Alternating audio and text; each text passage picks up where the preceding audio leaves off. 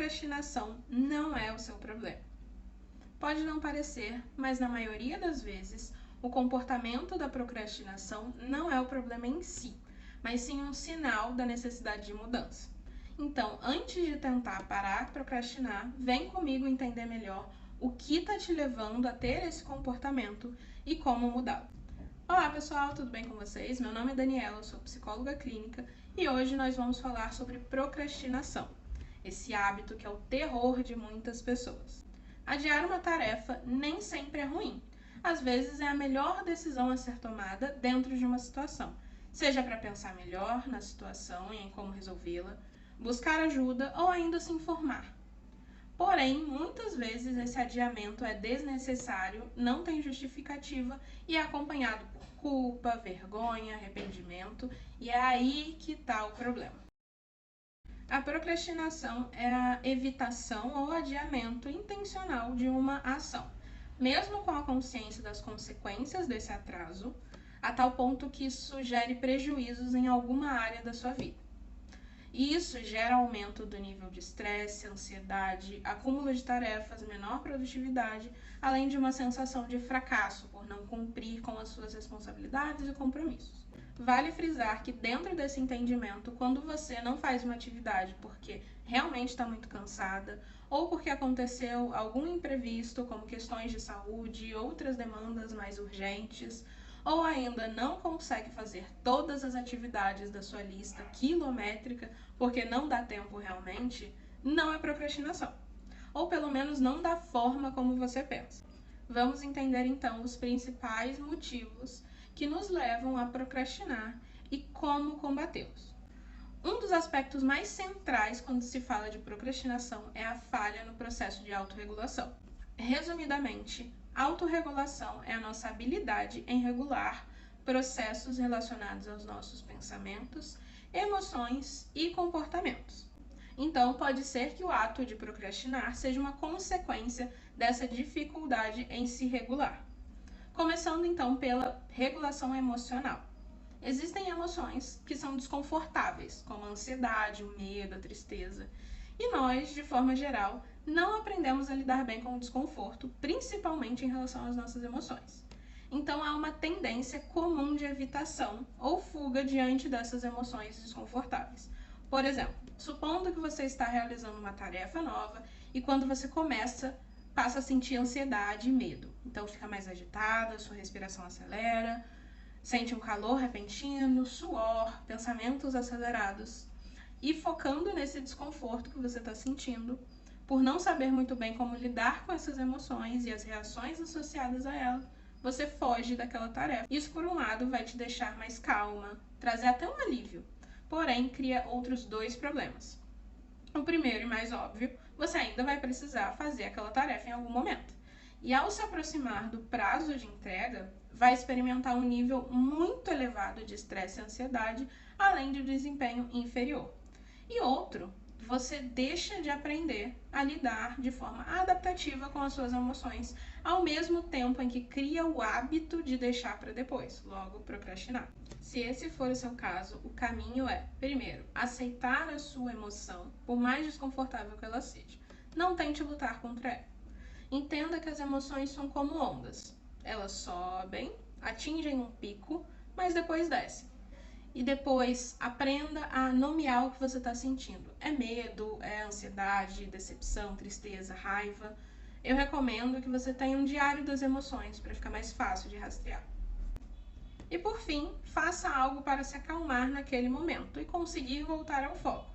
Seja ouvir uma música que você gosta, que seja relaxante, respiração diafragmática, alguma meditação de 5, 3 ou até 1 minuto, beber um copo de água gelada bem devagar, sair de onde você está e dar uma volta, enfim, qualquer coisa que te ajude realmente a se acalmar naquele momento. Depois que você fizer isso, provavelmente você vai estar mais calmo e estar melhor para iniciar a sua tarefa e passar por ela. O segundo processo que pode estar desregulado é sobre seus pensamentos. Normalmente acreditamos que uma situação ou evento específico são inteiramente responsáveis pelo modo como reagimos em algum momento. Mas na verdade não é bem assim. É a partir da nossa impressão de cada situação que temos alguma reação, comportamento ou emoção. Só que essas interpretações podem estar equivocadas. Dentro desse contexto de procrastinação, nós temos alguns pensamentos sabotadores, como não sou boa o suficiente, as pessoas vão ver que eu não sou capaz, isso é muito difícil, eu não consigo, não vai dar certo. E aqui existe o medo do fracasso e da avaliação negativa dos outros, e aí a procrastinação pode ser uma estratégia não muito funcional de proteção à autoestima. Porque se eu evito aquela tarefa, eu não me deparo com a ideia de ser incapaz. O problema é que essa ideia reforça, por outro lado, a crença da incapacidade, mas isso é papo para outro vídeo. Se a sua dificuldade principal estiver relacionada aos pensamentos sabotadores, seu caminho será identificar e reavaliar esses pensamentos. Quando você estiver prestes a procrastinar ou sentindo alguma emoção desconfortável, preste atenção no que está passando pela sua cabeça. Depois, coloque esse pensamento em um julgamento. Será que o que ele está falando é verdadeiro? Quais são os sinais, evidências, o que me mostra que isso que ele está falando é verdade? E o contrário, o que me mostra, quais as evidências de que esse pensamento é falso? Existe alguma outra forma de ver isso? Alguma outra explicação possível? O que vai acontecer se eu continuar pensando desse jeito?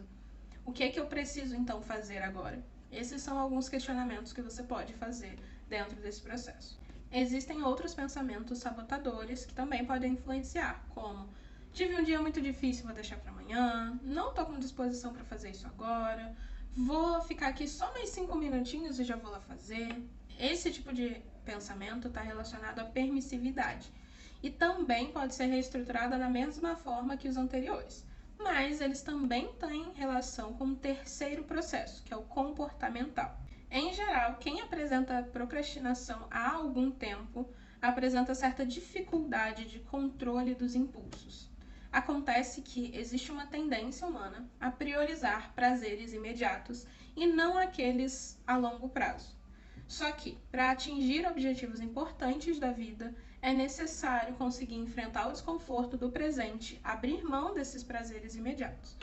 Então, provavelmente, se você estiver deitado, assistindo uma série ou vendo no Instagram, por mais que lembre e saiba a importância de fazer determinada atividade, sua tendência vai ser continuar deitada ali, mantendo o seu prazer momentâneo e evitando o desprazer daquela tarefa. Como mudar isso no nível comportamental? O básico bem feito. Crie regras realistas consigo mesma e as siga. Quando você deixa de cumprir seus compromissos consigo mesma, está aprendendo a não confiar na sua própria palavra. Isso é triste. Depois que você fizer o que se propôs, se recompense, por mais pequeno que seja. Pode até parecer besteira, mas pense que você está se treinando. Então, adquirindo o hábito de agir, de cumprir com a sua palavra. Outro ponto importante é eliminar ou criar barreira para as distrações. E por fim, utilize a regra dos 5 minutos. Se você pensar em deixar para depois, mesmo podendo fazer agora, se comprometa a fazer aquela atividade por apenas 5 minutos.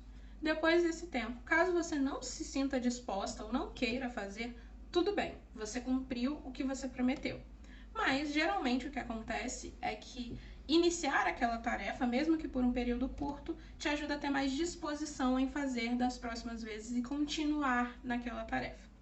Existem outras dificuldades que podem levar à procrastinação relacionadas a gerenciamento de tempo, de tarefas, falta de organização, entre outros. Se vocês quiserem um vídeo sobre o assunto, se inscrevam aqui no canal e comentem aqui, eu quero parte 2, que eu trago para vocês. Espero que o vídeo tenha ajudado vocês. Fiquem bem, um grande beijo, tchau!